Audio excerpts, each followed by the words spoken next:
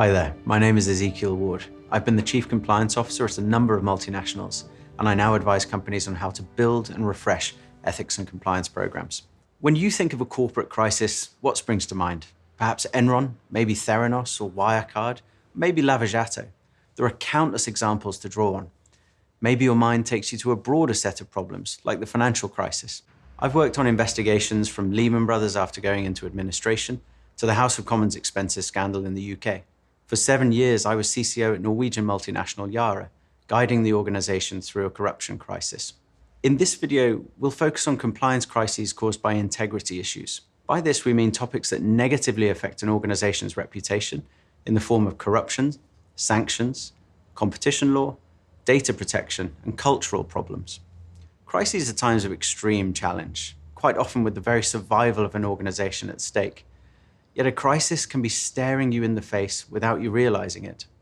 Let's start by asking ourselves the question, how do we recognize a crisis?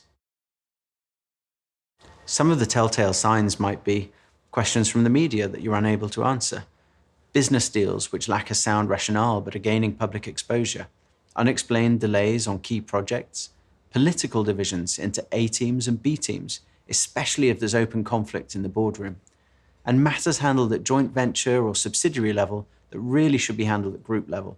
These telltale signs cut to the heart of why it can be so difficult to handle a crisis. You often don't know the facts, you don't know who's involved, and you don't know who knows what. You might also find many people in denial that there's a crisis at all.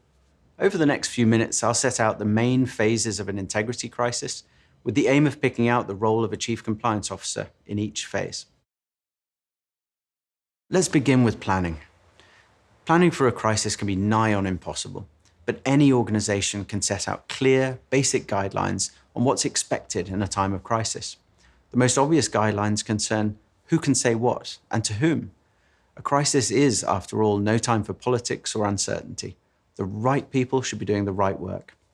The compliance function has a critical role in planning for a crisis, along with expert functions such as security, legal, and communications. Your job is to make sure that the role of the CCO is integrated into the crisis management policy or whatever governance is in place in your organization. If there's no such documented approach, open up a discussion with the right functions and advise the board that this needs to be in place. Remember that integrity crises often come from whistleblowing reports. You therefore need to align the crisis preparedness governance to your investigations procedure. The timing of case escalations and the content that you release to others are critical, and they could dictate the future course of a crisis. Leadership in a crisis will almost always come down to the CEO and the board. As uncomfortable as it may be, you need to ensure you have an agreed approach to the crises involving the CEO or the board members. Maybe the president, the audit committee chair, or even the CFO needs to lead. Without having this conversation up front, a crisis can be aggravated. Internal feuding is attractive bait for media in most parts of the world. Another factor to take into account when planning is how to handle historical matters. As all compliance professionals know, issues don't always get raised in neat packages, nor in a timely manner. Key information can be handed to you 5, 10, or even more years later after an event happened.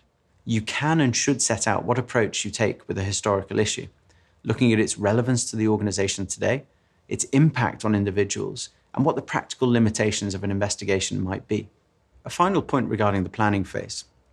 Compliance must consider how legal systems work in jurisdictions where the organization is active. You should already have a good idea of who your regulators are and how they work. But what is often missed is who the prosecutors might be and what rights they have.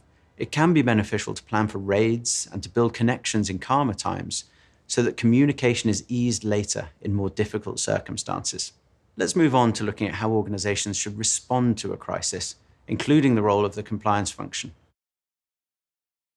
In the first days of a crisis, having the CCO in the decision-making group is vital. Your job is to win the argument that we need to know the facts. Until you establish the facts, you can't respond meaningfully or strategically to a crisis. It's in the first days that many companies retain external legal counsel, and that can make sense for reasons of privilege and expertise. But beware the trap of hiring aggressive legal counsel. It never looks good to employees, nor to outsiders. Also be careful with the scope and independence of external counsel. You need to tightly define their boundaries and their reporting obligations. Within the first few weeks, the senior team should be able to discuss the emerging facts with the CEO or the board.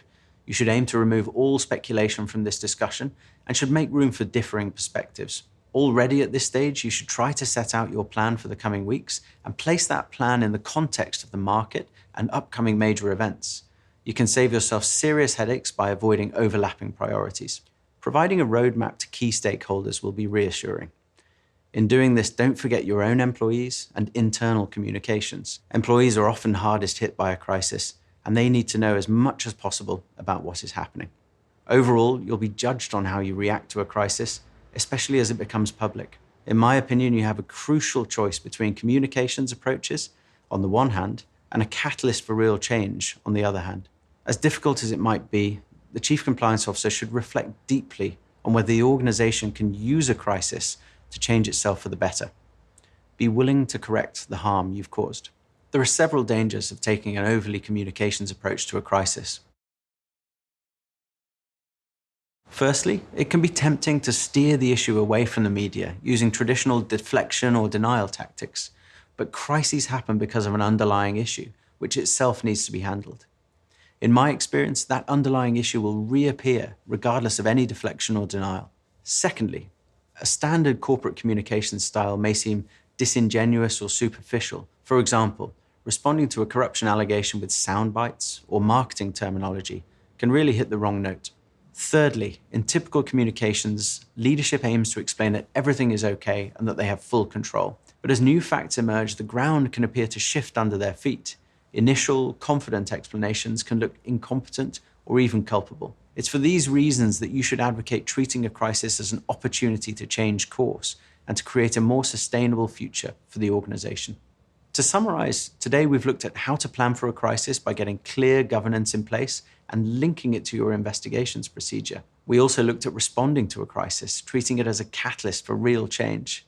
As CCOs, we can ask ourselves all sorts of interesting follow-up questions like, do we settle with the authorities or not? What is the relationship between the compliance and legal functions? And how do we handle media leaks? Unfortunately, the answers will have to wait for another session. I want to thank you all for your time, and I look forward to seeing you again soon.